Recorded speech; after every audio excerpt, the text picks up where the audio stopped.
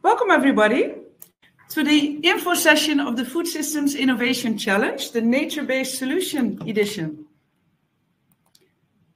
So what are we going to discuss today? We have an introduction, of course, to the challenge. So we will explain everything, the ins and outs, the details, how to register, so stay tuned. I will do that myself. My name is Mirjam Troost from Wageningen University and Research.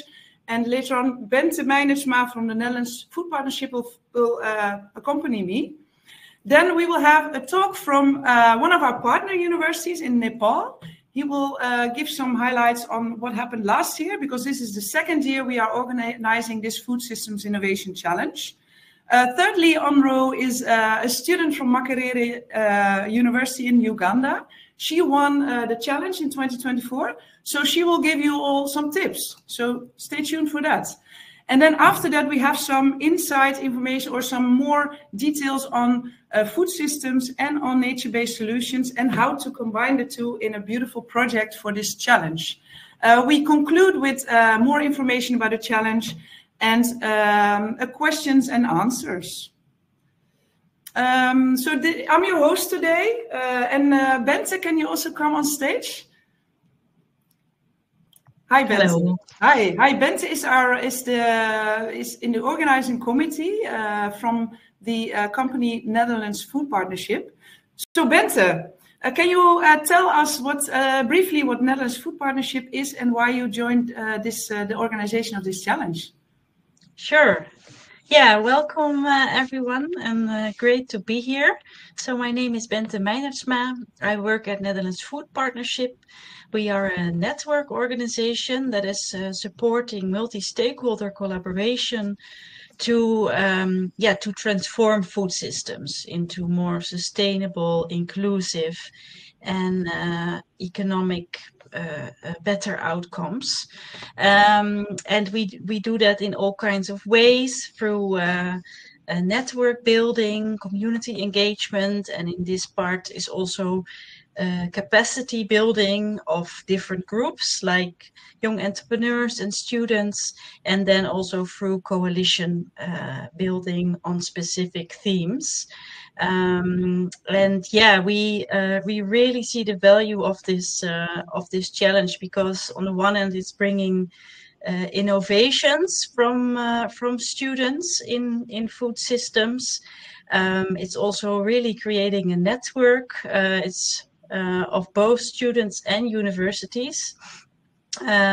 So they are learning from each other, and they're also really making connections in starting projects together. And thirdly, I think also we really try to also connect different groups to the national food systems policies of different countries.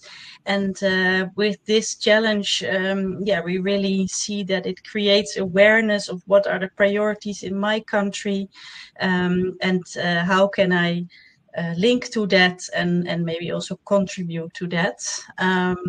And we really hope to hear new ideas and to link that also to the coalitions that we are supporting. So, for example, on biodiversity and salinity, these are two initiatives that we see a lot of linkages with. I'm always here the coming months for those who are going to participate to help you linking to our networks in the different fields of work. Okay, well, thank you very much, Bente. Bente already said we are available for questions in the coming months, but also during this webinar info session, of course. So if you have questions during this whole webinar, put them in the chat, okay? And then we will try to answer them during the session, but there will be also time at in 45 minutes that we will answer them on live. You can also check our website. All the information that we are going to share now is also on the website, okay? So I will explain a little bit more about the challenge. It's on nature-based solutions. So this is the nature-based solutions edition. We ask 2 teams of each participating university to apply with 4 to 8 students. it's project-based. We will, so we ask student teams to design and implement a food systems innovation. It's important to link it to the national pathways to sustainable food systems in your country. We will have a speaker later on these national pathways, so you get some more information about that. And it's important to apply nature-based solutions. So, and we also have a speaker on that at the end of this session. So, yeah, just also pay attention to all the examples that will flow by you. You have to hand in a concept note if you want to participate. You have to, the deadline is the 1st of April, so you have some time. And then we will announce the selected teams on the 23rd of April. And from then the real work starts. So you hand in your concept note with your project idea. And then if you are selected on the 23rd of April, you will start working on your project and you will receive a seed funding up to €1,000. You will receive mentoring and we will organize several workshops. The finals will be the end of September in Wageningen, the Netherlands. And the winning team, so last year there were 5 winning teams and they got award money, variation between €1,000 and €5,000. And they acquired a direct ticket to the Youth Food Lab 2025. And in your case, you will go to the Youth Food Lab 2026. And what is that? Well, that's an incubation program that we organized together with the World Food Forum, FAO, IAS, and well, Wageningen University and Research. So this is a list of the participating universities. So you see here, so only the students from these universities, they can participate. If you don't see your university in this list, please send me an email later, and we can, I will tell you why and can assist you in that. So on all these participating universities, we have help, we have support. So maybe Bente, we don't see everybody. Can you off your video? Yeah, thank you. So at every participating university, we have a coordinator. And that's very important for all the students that are watching now. So if you, for instance, Jane Jaggernat, you see her at the right top. She's from Anton de Kom University, Suriname. And she will assist all the students that want to participate in the challenge at her university. So you have short lines. And if you have a question to one of the coordinators, you don't know the email address or you don't know the person, just send studentchallenges@beur.nl an email. So we will make sure that we will forward it to you to connect you. A second opportunity that you will have in that sense is that you will attend one of the info sessions at your own university. This list is also on our website, so you can check our website because we will update this list regularly. You see here already some dates. So, for instance, if you're from Nepal, Kathmandu University, then please come on the 7th of February to Block A TTC building at your university. And then the coordinator, Uma, he will explain to you how you can participate and also how you can get support from your university.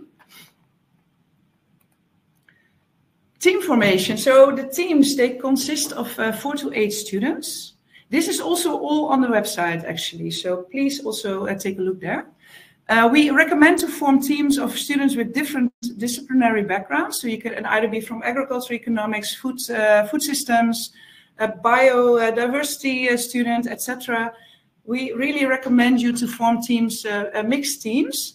Also, after in your career, you also meet a lot of people from different backgrounds, and it's a good exercise. You can even only teams from the participating universities can participate, but you can invite a few students from other universities to support your team. But at least 2 of the team members should be from the participating university. If you have questions about that, please put it in the chat because it's all about communication we see, and sometimes it's confusing. I already had some questions, so that's why please put in the chat if you are confused about something. At least 2 of the team members should be on the side of the project. So you hand in your project idea, and we really want you to work on it from April till September. So you should be available to work on your project at your own in your own country, probably. Recent graduates are welcome, but not more than 1 per team. And we have the rule that students that participated already in one of the 18 selected teams in the 2024 challenge, they cannot participate in the 2025 challenge, to give everybody a new chance.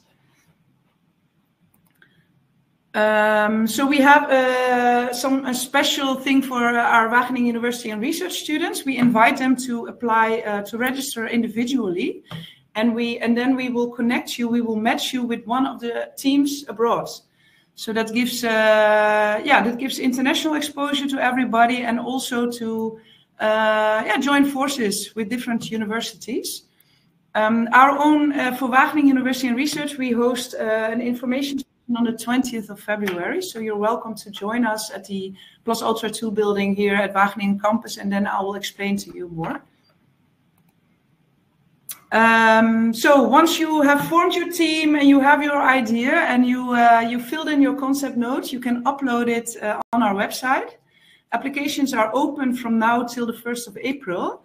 There are 2 registration forms, so everybody has to use the team's registration form. Only the individual students from Wageningen University and Research Day, you have to use the other form. It's all on the website. If you have questions, ask me. Timeline. We are in our kickoff webinars. The deadline 1st of April, 23rd of April, selected teams announced, and then we will start working with you on your project. End of September, we strive to get from every team 1 student member to the grand finals in Wageningen to do the pitching. And later on, you will hear the student of last year. She will show you some pictures of last year's finals. And then the winning teams, they get award money and they get their direct ticket to the incubation program called Youth Food Lab. There are more interesting sessions coming up to inspire you in topics for your project. So please tune in next week on the 11th of February. We organize the first webinar on examples of nature-based solutions in food systems with practical examples. 18th of February, we have another webinar with different speakers. And then the 11th of March, we will host an online webinar on how to write a concept note for the Food Systems Innovation Challenge. So that's also a chance for opportunity for you to ask more questions. This challenge was not possible without our partners. So I really want partners, if you are watching, thank you very much for supporting us financially, but also with knowledge. And you also see all the partner university logos below. Thank you very much. We are looking forward to another year of challenge. So here you see the 4 speakers of today. And after these 4 speakers, I will do another round of some information on the challenge. And that's where I'll also answer your questions on the challenge that you will put in the chat. We will have Uma speaking. He's the coordinator of our partner university in Nepal. He will explain how they did it last year in Nepal and give you some valuable tips. Then we have Nawar. She was winning last year. She's from Makerere University. And then we have the speakers Svante Helms and Rogier Schulte, and they will give you some more insights in food systems and in nature-based solutions and the combination of the 2. So having said that, I want to invite Uma to the stage. Hi, Uma. Welcome. Hi. Thank you, Miriam. So I will start your presentation, and then you can go ahead with speaking. Thank you very much.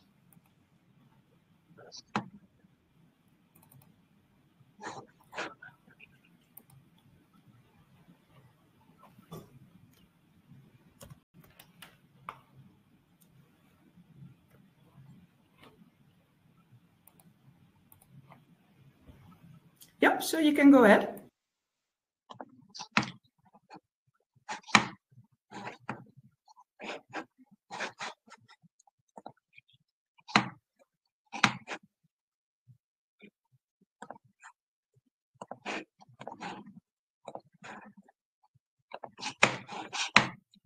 Welcome to this program. I'm going to share my experience from the last year's Food System Innovation Challenge from a university partner university perspective. So last year we started with inception workshop where we had participants online as well as physically. The participants would present, and we obtained 7 proposals in totals with diverse background of people, but also the proposal were diverse in nature. In the beginning, the proposals were not sharpened. So what we did is we provided continuous feedback and support to fine-tune the project concept note, and ultimately the 7 proposals that were submitted were evaluated by a committee of independent jury who actually selected 2 proposals for the funding. So here you can see the nature of proposals that we obtained. So one group of people were trying to provide home-cooked food to the people working in the employee, while another group of people was proposing to produce biofertilizer. And I will talk about the two more group teams. We were fortunate to have Asian Development Bank as an impact partner who not only supported students' work, funding their activities, for funding their project activities, but Asian Development Bank also provided support for the student representatives to participate in the finals in the Netherlands. More importantly, they also funded production of one video documentation that highlights the work conducted by the 2 students group who worked for entire 6 months before the finals. So now I'll briefly talk about the 2 students groups that were selected and what they did, how they did it. So one of the group was called EcoGrub, which basically tried to use black soldier fly larva as protein source to poultry and other animal feeds, which is an important source of nutrients required for poultry and other animal feeds. It is an alternative which produces less carbon, but it's also faster to produce and it's cheaper. So what they did is they started feeding black soldier fly larvae with kitchen waste like vegetable waste and meat, uncooked meat.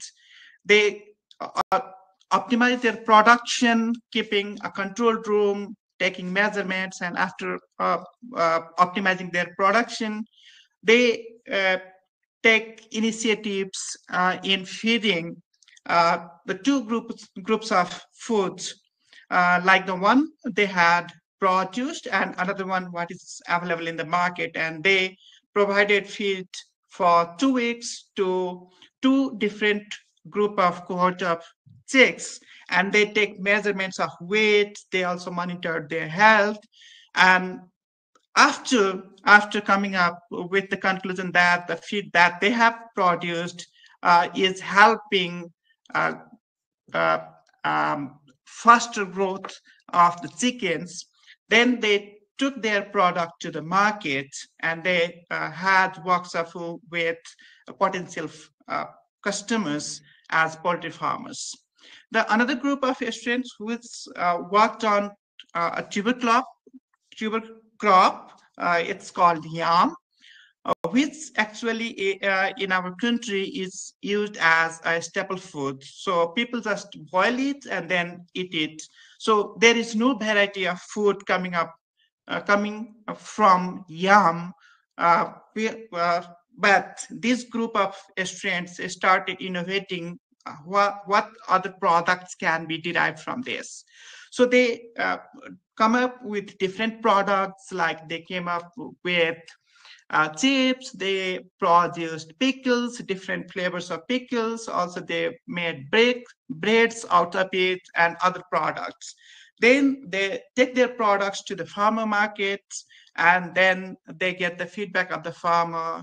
And then they also taught the community from where this raw tuber crop, the yams were collected, so that they could also make different varieties of food out of it and they can commercialize it.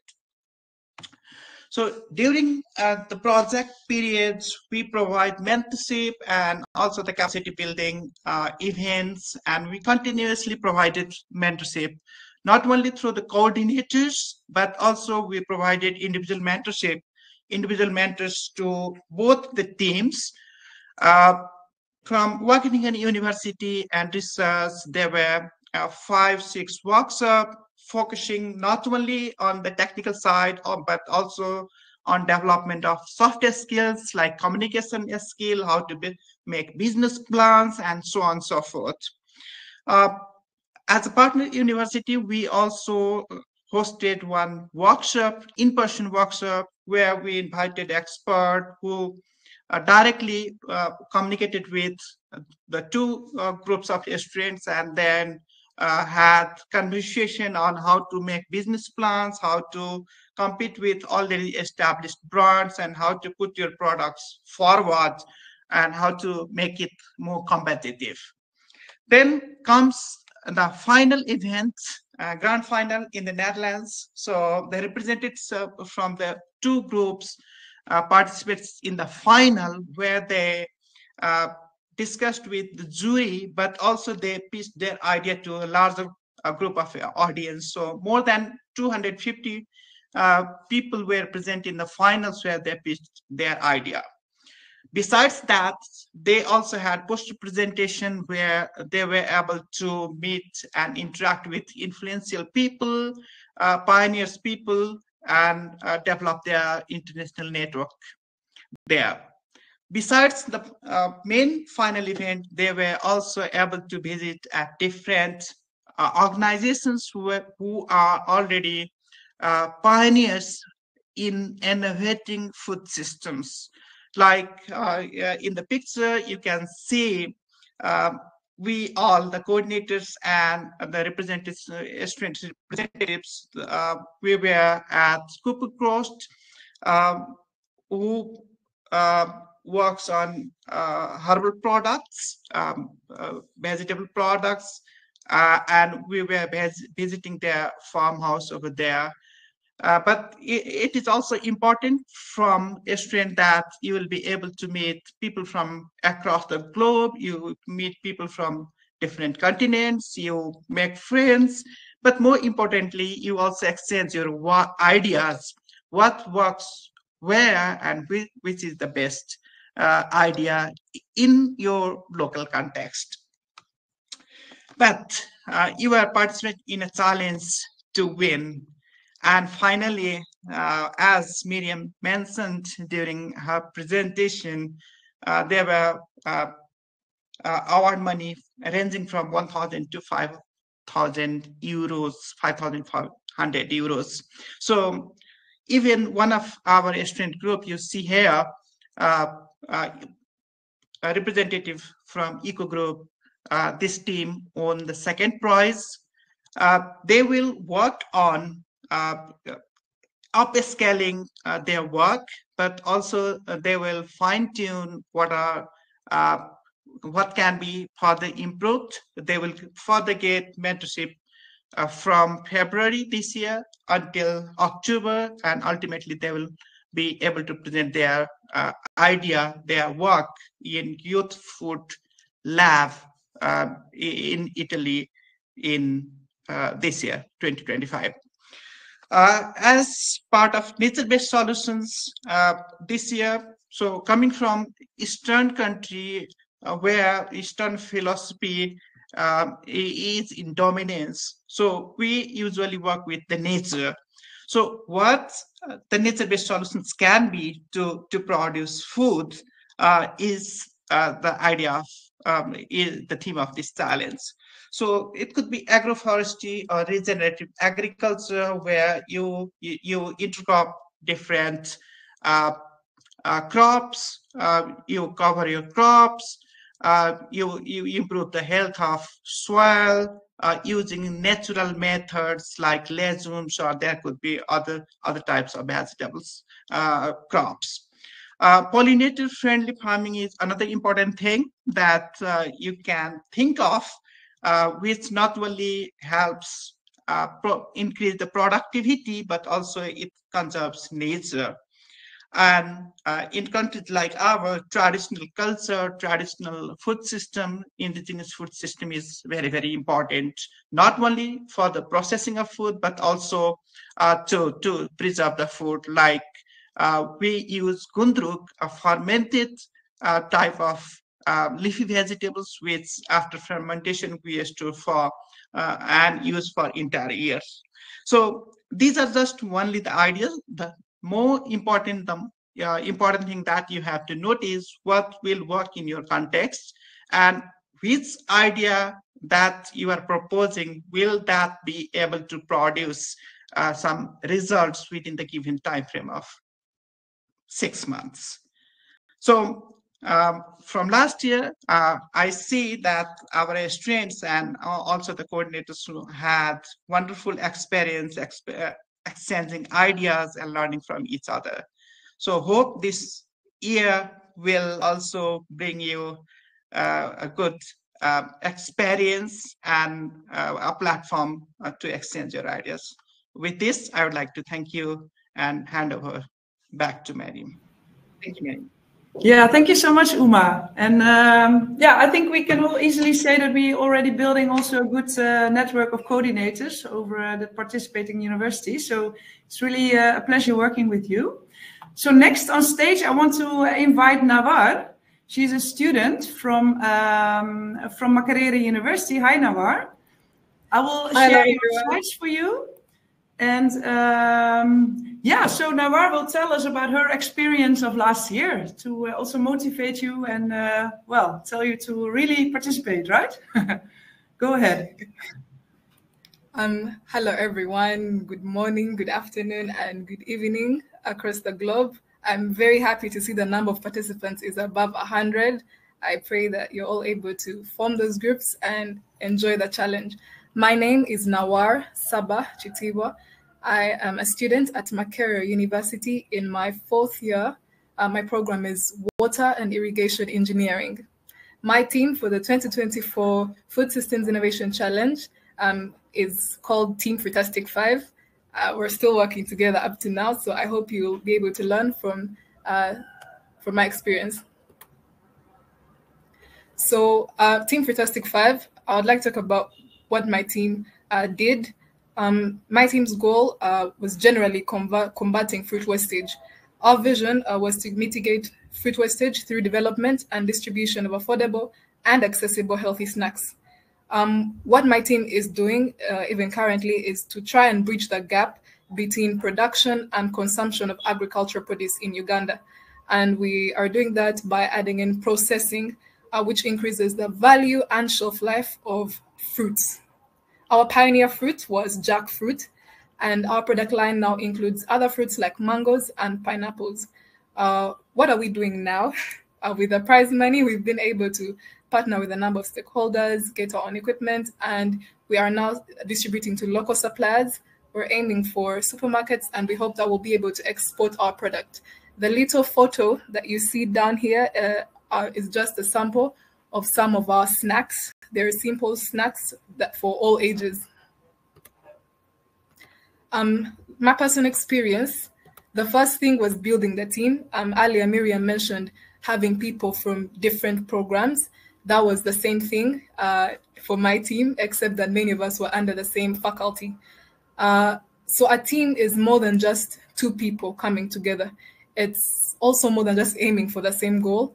What I understood from this challenge is that a team, you always have to be flexible enough to try different pathways to get there, to get to that goal that you've decided for yourselves. So when you build this team, then understand the problem that you're trying to solve. try to focus on solving one thing and solve it from its roots. So the next thing was the concept note. The deadline is the deadline is 1st April. I'd like to advise us to try and be as clear as possible in this concept note. You need people to really understand what it is that you're trying to solve and how you intend to do that in the limited time that you will have. Opportunities are right outside your door, so open it. What this means is I had never expected that there would be people who could support our idea for my team right outside the university doors, within the university, just within Kampala district, which is the capital city for Uganda. But all these people, all these chances came when we went out and showed our idea to people. So I advise you, don't just stick to sending in documentation. I advise you to get out there for wherever you're located, in whatever country, get out of the university, go and exhibit what you have, or invite people to come and see what you're doing. You'll be surprised that people always have advice to give you, and they'll share their knowledge and experiences. What the photo you see down there is I and another team from Uganda that was participating. We went for an exhibition at Motif Expo. So by doing this, we're able to get more partners and even got the chance to appear live on a news channel, NTV. So collaborate with your teams. That's the same thing. If you find out that there are 2 teams from your university or 2 teams in your country, if you can meet up, do so and try to push each other. That's the way to make it forward. The finals. Well, the first thing was being nervous. I had never traveled before, but after you get to meet everyone who is very nice, shout out to Yasmin. I'm seeing you in the chat. Thank you for the good work. But when you meet everyone, every person in the Wageningen University team, the partners, these are going to be your family away from home. They're very good people, so they'll help you to connect with others. They'll help you build excitement. The team members, the other people from the partner universities, these are not just competitors. They're also going to be, who knows, your future partners. So do make friends with them and connect. So those are all the photos you can see on the side.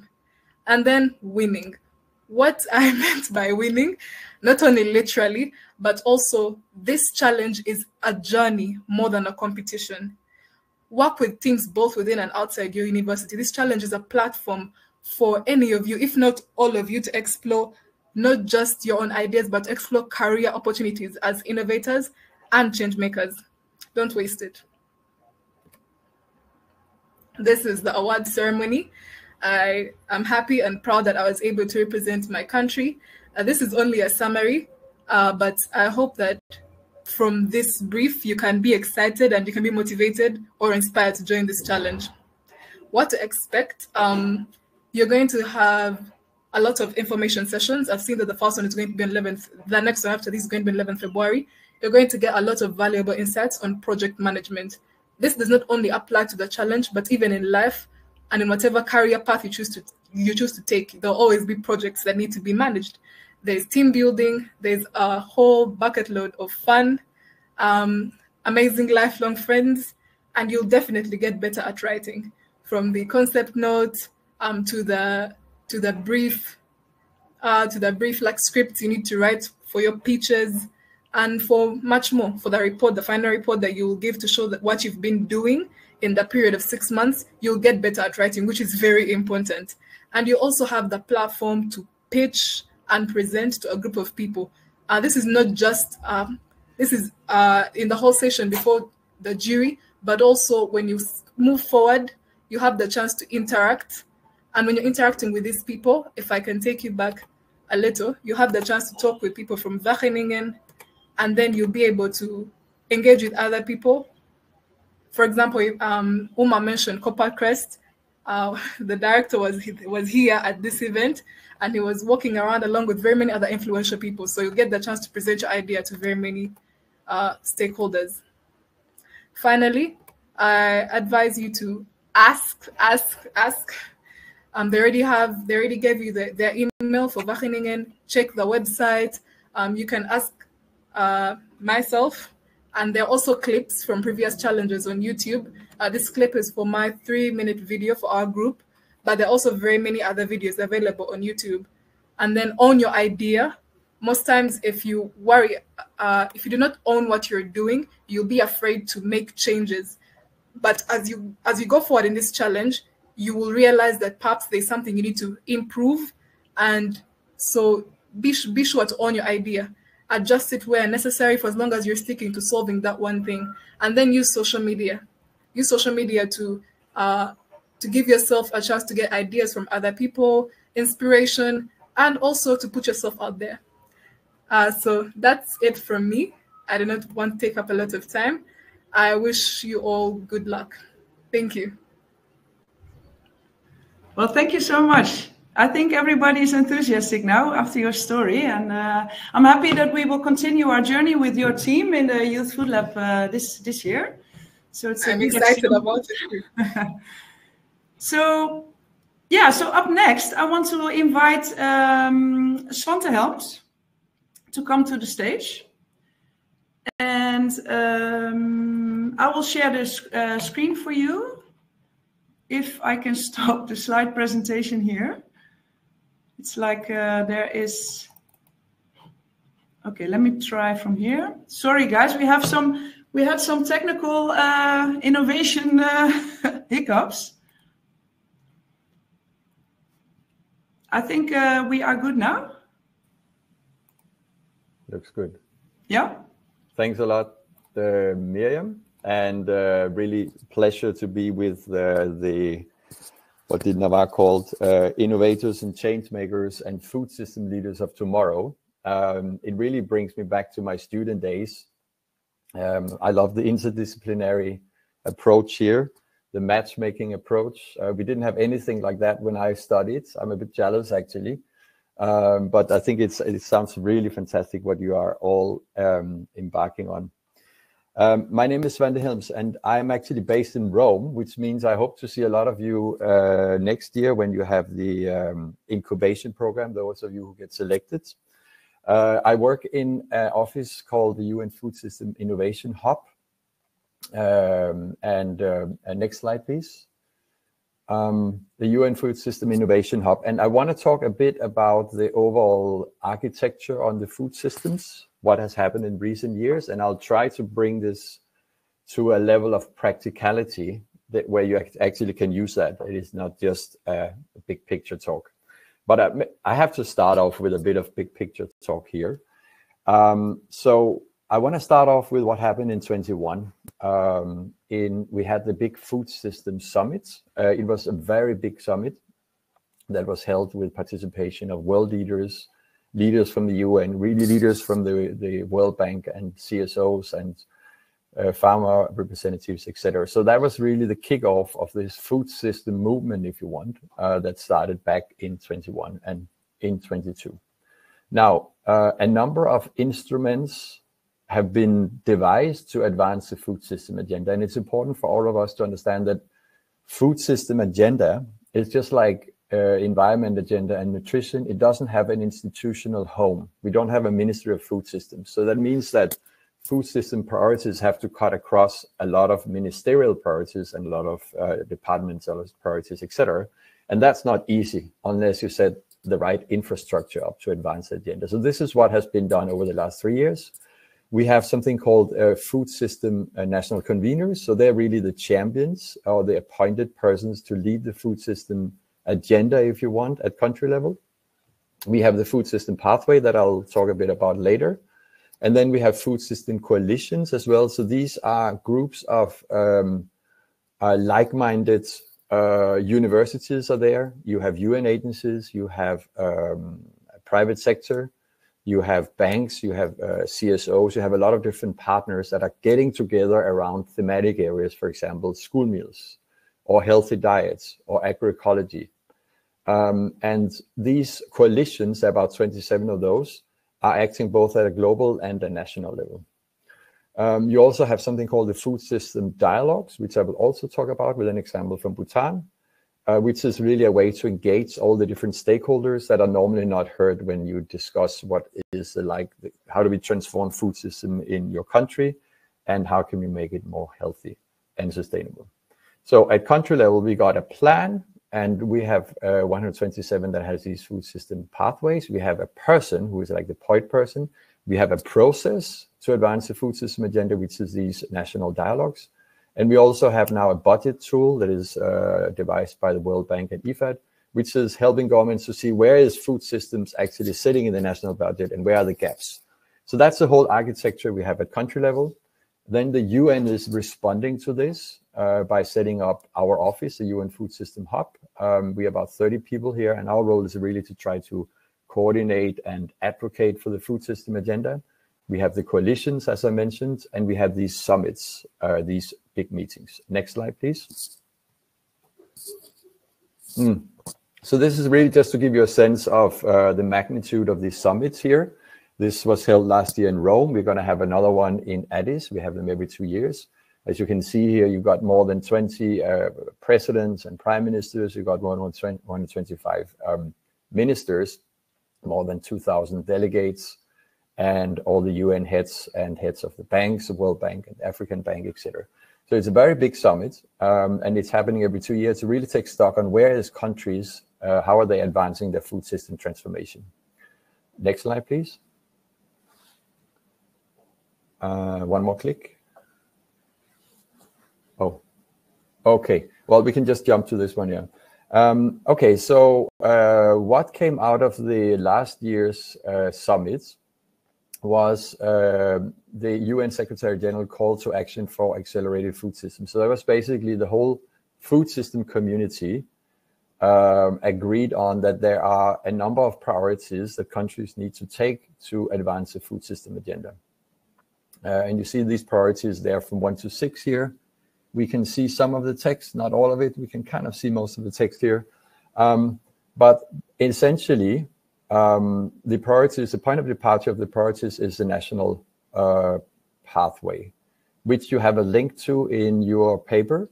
So the national pathway is important for us to understand what that is. That is the governments that are setting up a plan for how they want to make their food system more resilient. So for example, having crops that are pest resistant, or that can grow with less water in the wake of the climate change, that are more healthy, so growing more indigenous, local, fresh food, more sustainable and equitable, so a food system that does not only favorize the big companies, but also the smallholder farmers. That's the overall agenda. So countries have put together a plan, and they're updating these plans.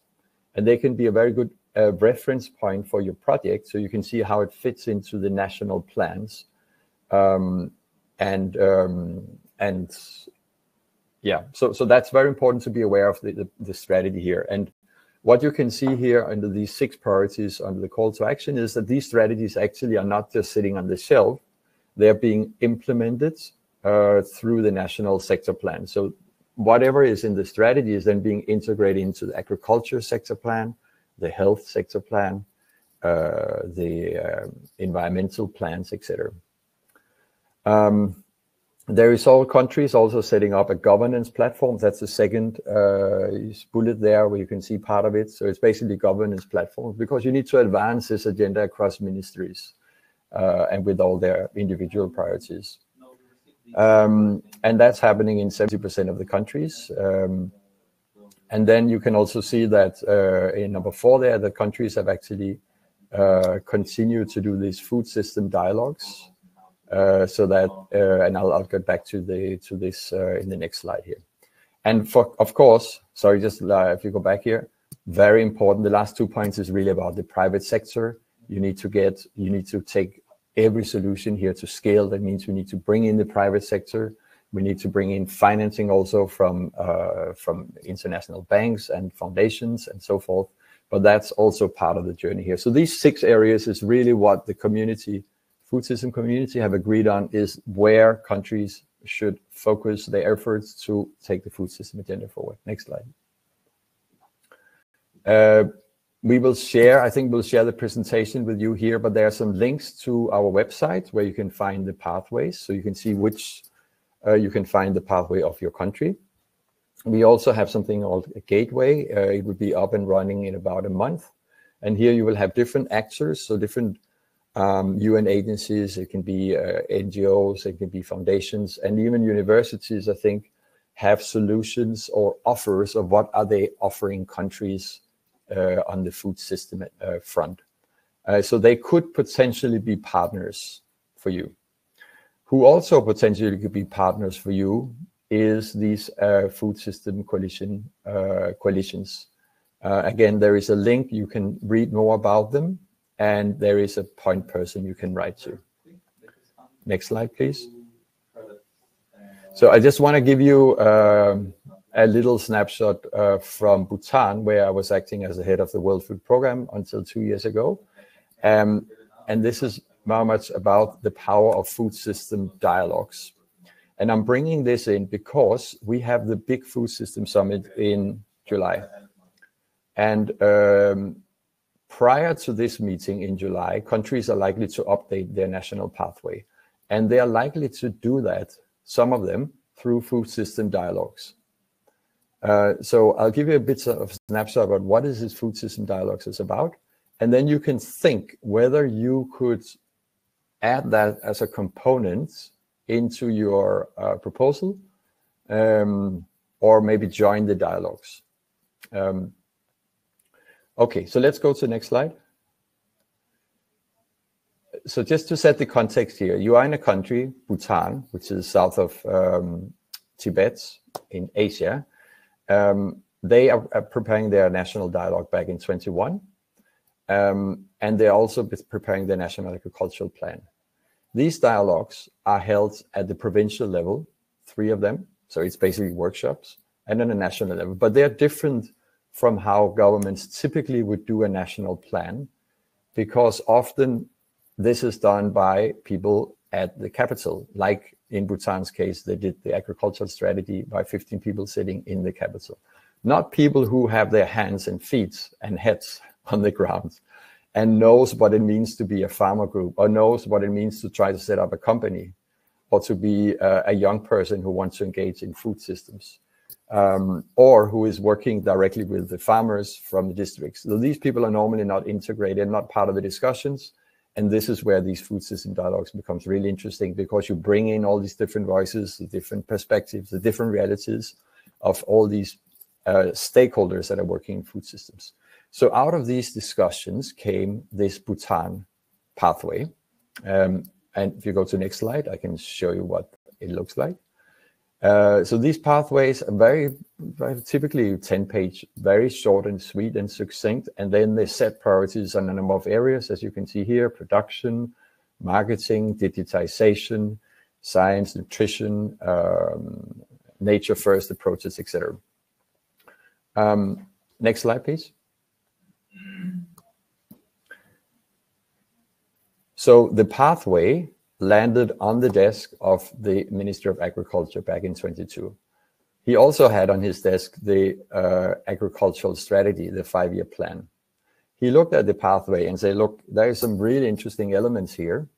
It is much stronger, for example, on youth engagement. It's much stronger on private sector engagement. And he was digging a bit deeper and learned that the youth, for example, have not been heard as they were preparing their national agricultural plan, and neither had the private sector really been engaged. So he recognized that and ended up changing and updating and revising the agricultural strategy based on the national pathway and based on these consultations that were taking place. So it's an example of what can come out of a good process, but also what can come out of engaging and participating in these national dialogues. And as I said before, countries may do that in your country. And sometimes these dialogues are focused, for example, on nutrition, which is one of the themes, on nature-based solutions. So there could be some, you could consider engaging here. You would need to contact your the national convener. You can see the name on our website to understand whether these dialogues are taking place or not. But that could be an interesting element for you to engage in a national discussion as part of your proposal here. I'll end here and truly wish you good luck with the competition here. I'm looking forward to see some of you in Rome next year. And as the previous speaker was said, this is a lot about collaboration and connecting with as many partners as you possibly can. Thanks a lot. Back to you, Miriam. Thank you so much, Svante. And I want to invite our next speaker here, Rogier Schulte. Hi, Rogier. Hi, Mary. We are running a little bit late in our schedule. We had some technical issues, but so if you can keep it within the 10 minutes, it will be great. And I will share my screen for you, okay? So perfect. I will scroll. Just tell me next slide. Yeah, perfect. Thank you. Okay, thank you so much. Can you hear me? Yeah. Yes. Can you hear me okay? Yeah, very good. Well, thank you, Miriam, and hi, everyone. And thank you to the previous speakers, because there's so much enthusiasm from last year's participants, but also in the chat here from this year's potential participants. We're very humbled and excited to be the knowledge partner of this year's challenge. My name is Rogier Schulte. I'm director of the Global Network of Lighthouse Farms. But before I dive into what that is, I would like to set you a challenge. If we can start with the first slide, please. That is not the first slide. That's the third slide, or the fourth. Yeah. No, if we go all the way back up.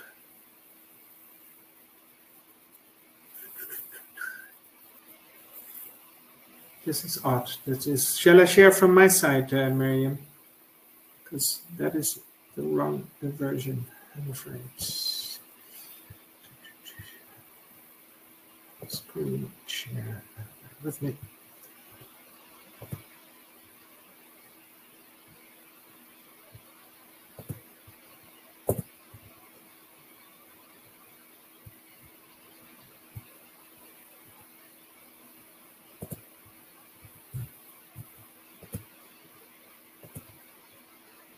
Can you see this? I can't see you anymore, but can you see this? Yes, yes, we see it. Yeah, thank you. Great. Okay, there we go. Before we dive in, I would like to set all the potential participants a challenge. If you think ahead to the year 2030 and you try to imagine all the different projects and initiatives from previous challenge years that have proven to be successful and that are now shining a light across agriculture in many different places in the world. What would that look like? What would such a project look like? What do you think of? And in that, you can find inspiration what your own project may look like. Now, and I'm going to make it a little bit difficult for you, because in thinking of that, we have to remember that times have changed. This is an image of what I call the old times or the previous times. This is an image of the final success of the Paris Agreement, which was the last time that the United Nations Framework Convention on Climate Change reached consensus on how to address climate change. And this is really one of the last global summits where the world agreed on an ambitious program of action. But those times have changed considerably. This is a more reflective image of the times that we live in now. Climate change, in the bottom left here, used to be something that was an outcome of our models, but now it's a reality here and now on every continent. Every month there's new records being broken. Food has been weaponized. It's being used as a geopolitical weapon, as has energy on the top right. And when energy is weaponized, so is the production and cost of fertilizers, and that has been felt by farmers worldwide. And finally, supply chains have been disrupted on a scale that we've not seen before. So when you think of 2030, which projects, which innovations are needed to guide our farmers and our food systems worldwide through these turbulent times? That's the context that I challenge you to think of. Now, we can help you a little bit because we've been looking exactly for those types of initiatives.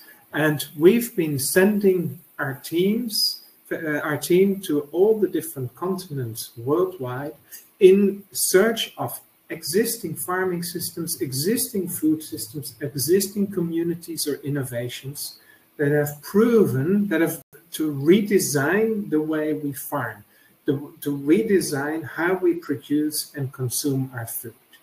And we call them lighthouse farms because they are like beacons on the horizons, illuminating pathways for others to follow. And here you see our latest additions to what we call the global network of lighthouse farms, where we bring these initiatives together to learn from them. I'll give you a few examples. For example, in Indonesia, we work with complex rice systems. We work with Brawijaya University, Dr. Uma Kramaira.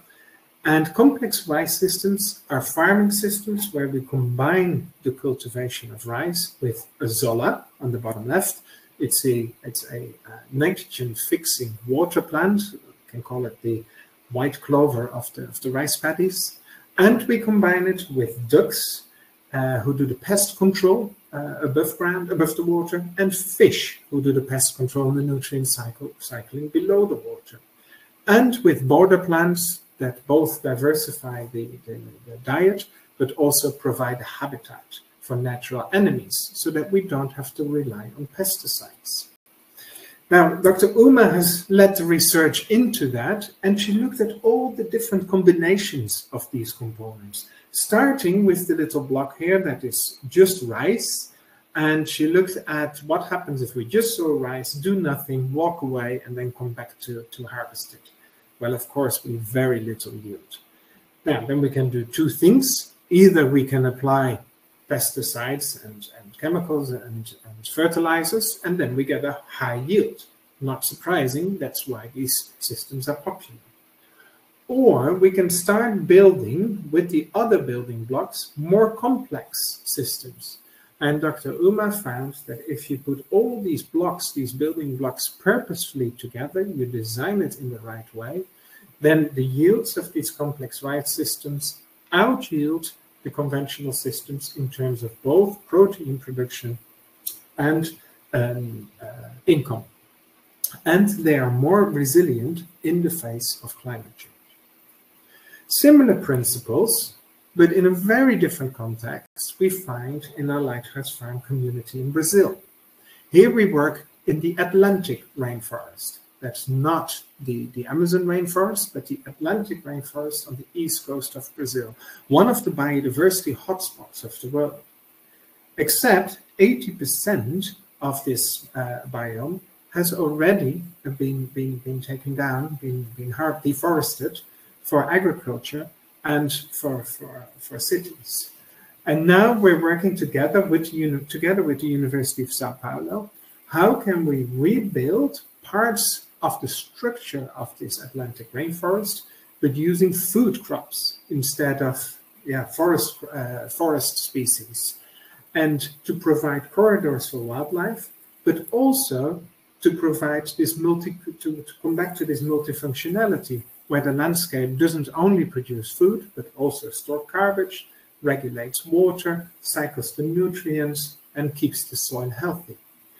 And here, Dr. Jonas Steinfeld looked at this with us through a gradient of agroforestry systems, from very simple silver pastures all the way to very complex food forest systems here on the right-hand side. And what did he find? Different systems are appropriate for different contexts and different farmers. Doesn't have to be at a very large scale, the innovation. Here, our lighthouse farmer Braj at Bra Farm in the Kurdish region of Iraq is facing very different challenges. He's also facing climate change, but also geopolitical instability, the opening and closing of borders without any notice, but also he's faced more than 4 wars in his lifetime, where on 4 occasions his entire village and his farm has been destroyed, and he had to start from scratch again. He focused specifically on breeding his own vegetable varieties that are suitable for his circumstances, for his climate, for his changing climate, but also because in these seeds that he's breeding is all the knowledge and all the history of his land. Should his farm be destroyed again, then in his rucksack, he has these sachets of seeds with all the history of his farm from which he can start again. Similar challenge, but in a different way, at our Lighthouse Farm community in Colombia. Here the community finds itself challenged by the production of illegal crops in the surrounding areas that pay the youth very well.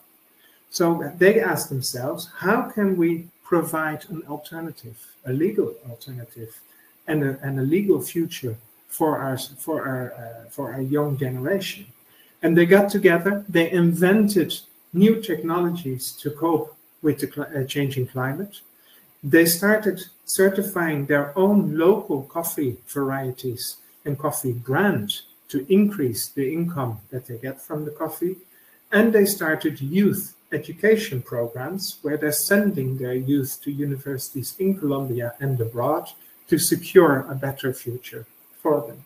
So not all innovations need to be hard technology.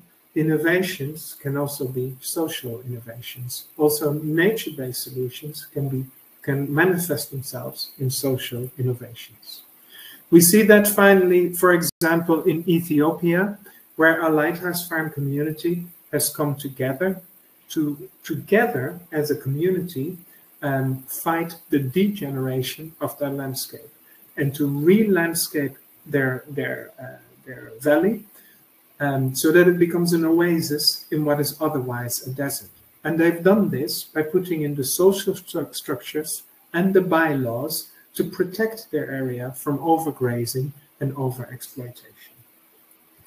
These are some of the examples of our Lighthouse Farms that you can find out more about on our webpage. Final note to say that there's a lot of stories out there, but which stories are grounded in facts and which are just a fad? That is why we make sure that in all our engagement with all the farming communities, we ground our stories in science. And here you see that so far our network is based on the work of 14 PhDs and counting, and more than 60 master's thesis projects to make sure that what we do is always based on facts. And I would encourage you to do the same in your challenge. Make sure that you're most credible when you can show the facts and the figures on which your initiative is based. Final word, as we go forward, we are convinced that given the diversity of farming systems in the world, given the diversity of soils, of diets, of inventions, of human minds, there's not one solution to help change the agriculture and food for the better. We need every solution that we can think of. We need the diversity of solutions for the diversity of commodities, different approaches to sustainability, for small-scale farmers and for large-scale farmers, for all genders, and ultimately creating a network of networks. I wish you the very best with your challenge.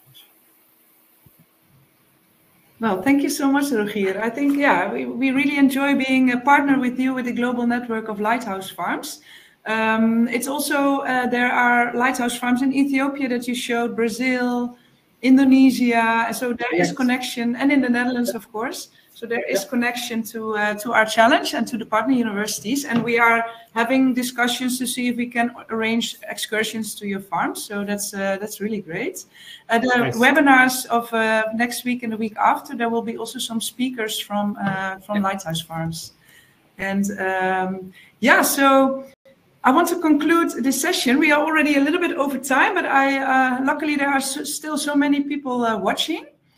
So I just want to say some few words on what's next. And well, the Q&A, I saw a lively conversation already in the chat, and my colleagues Bente Meinersma and Jasmin, they already replied to a lot of questions. We will send all of you an email with more information, and if you have questions after that, you can email us with your specific questions. So we will, I want to repeat that what's next is for you to register and upload your concept note. But first, of course, you have to find a topic for your project. So there is some more to come. The coordinators, once more, they are very important in this sense. They can help you further at your university. And please join also one of the info sessions at your university. We will send this list in the email, but you can also find it on our website. And then next week, you're welcome to join the first part of the examples of nature-based solutions in food systems. It will be at the same time. You can register, you can use this QR code, but you can also go to our website and register there. And then I want to conclude with thanking our partners and to see if now Bente, can you come? Are you still there? Can you come on stage? Maybe you can.